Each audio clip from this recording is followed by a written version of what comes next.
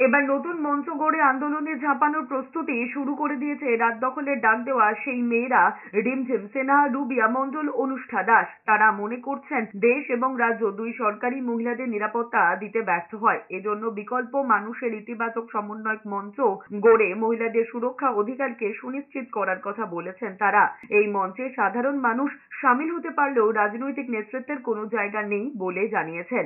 এই মঞ্চ গঠনের জন্য বিশিষ্ট জনদের পরামর্শ নেওয়ার কথাও জানিয়েছেন। রাত দখল করো, দিন বদল করো মেয়েরা। এই তালিকায় রয়েছেন অপর্ণা সেন, জন দ্রেজ, দীপেশ চক্রবর্তী, নিবেদিতা মেনন, কলকাতা হাইকোর্টের আইনজীবী পার্থ সারথী সেনগুপ্ত, সুপ্রিম কোর্টের আইনজীবী বৃন্দা গ্রোভার, আরজিকর কাণ্ডে কলেজ কর্তৃপক্ষের ভূমিকার নিন্দা, পুলিশের বিরুদ্ধে তথ্য ধামাচাপা দেওয়ার অভিযোগ তোলা হয়েছে। নির্যাতিতার বিচারের পাশাপাশি কাঠামোগত বদলের কথা বলেছেন নতুন মঞ্চের আহ্বায়কেরা। কঠোর থেকে কঠোরতম সাজা, দোষীদের সাজা আশা করছি।